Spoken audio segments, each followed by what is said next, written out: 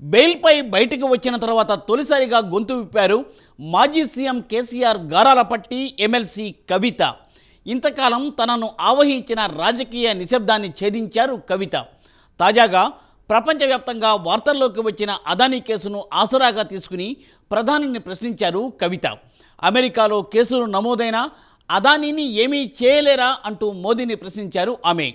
ఇంతకాలం ఇంటికే పరిమితమైన కవిత ఇక దీంతో బయటకు వస్తున్నట్లేనా? రాజకీయ కార్యకలాపాల్లో చురుగ్గా పాల్గొంటారా? Let us watch the story.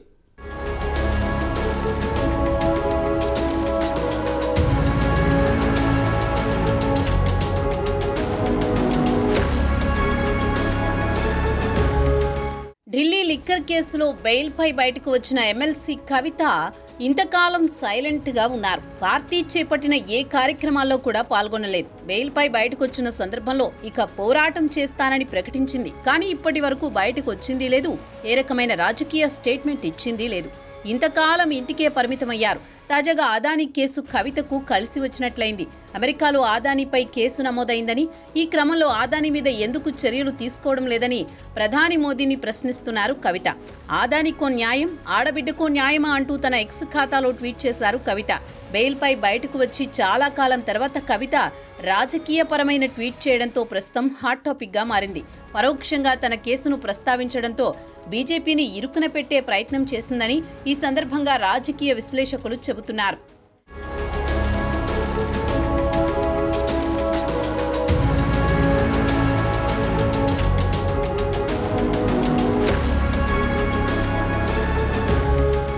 మొదటి నుంచి తనని అక్రమంగా ఢిల్లీ లిక్కర్ కేసులో ఇరికించారని కవిత చెబుతూ వస్తున్నారు. కవిత అరెస్ట్ను రాజకీయ కక్ష సాధింపు చర్యగా బీఆర్ఎస్ భావిస్తోంది. ఈ నేపథ్యంలో తన ఎక్స్ ఖాతాలో పోస్టు పెట్టిన కవిత అఖండ భారతంలో అదానీకో న్యాయం, ఆడబిడ్డకో న్యాయమా అంటూ ప్రశ్నించారు. ఆధారాలు లేకున్న ఆడబిడ్డను కాబట్టి అరెస్టు చేయడం ఈజీ అయిందని, ఆధారాలు ఉన్న అదానీని మాత్రం అరెస్ట్ చేయడం కష్టమా అంటూ ప్రశ్నించారు.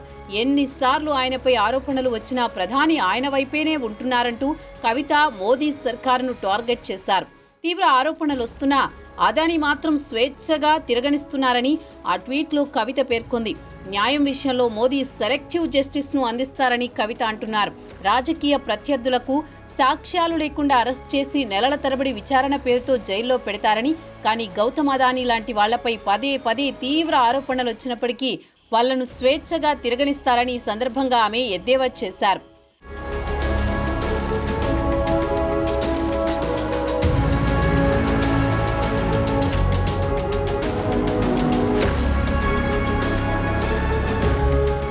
కవిత చాలా కాలం తర్వాత రాజకీయ వ్యాఖ్యలు చేశారు. అది కూడా ప్రపంచవ్యాప్తంగా వార్తల్లోకి వచ్చిన సంచలన కేసుపై కామెంట్స్ చేశారు. బెయిల్పై బయటకు వచ్చి సైలెంట్గా ఉన్న కవితకు మళ్లీ రాజకీయ కార్యకలాపాల్లో పాల్గొనడానికి అదానీ కేసు బాగా కలిసి వచ్చిందని రాజకీయ పరిశీలకులు అంటున్నారు. అదానీని అరెస్ట్ చేస్తే పెద్దల పేర్లు కూడా బయటకొస్తాయని పరోక్షంగా తన అరెస్టును ప్రస్తావిస్తూ కామెంట్ చేశారు. అదానీ విషయంలో కవిత అటు కేంద్ర ప్రభుత్వాన్ని, అదానీపై చర్య తీసుకోకుండా ఆపేది ఎవరు అంటూ ఇటు ప్రధాని మోదీని టార్గెట్ చేశారు. మొత్తానికి కొన్ని నెలల మౌనాన్ని వదిలిపెట్టి ఎమ్మెల్సీ కవిత సోషల్ మీడియా వేదికగా మోదీ సర్కారుపై విమర్శనాస్త్రాలు సంధించారని విశ్లేషకులు అంటున్నారు. అదానీ విషయంలో మోదీ సర్కార్ తీరును తన కేసుతో లింక్ పెట్టి కవిత గట్టిగానే ప్రశ్నించారని రాజకీయ వర్గాల్లో చెప్పుకుంటున్నారు.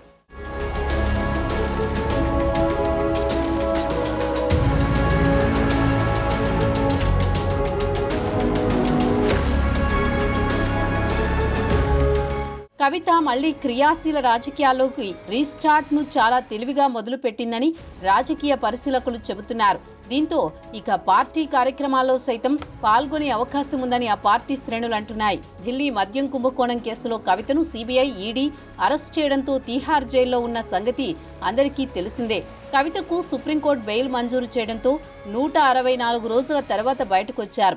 కవిత హైదరాబాద్ వచ్చిన తర్వాత ప్రస్తుత రాజకీయ పరిణామాలపై స్పందించడం ఇదే తొలిసారి. కవిత ఇక చురుకుగా పార్టీ కోసం పనిచేస్తుందో, ఇంకా టైం తీసుకుంటుందో వేచి చూడాలి మరి.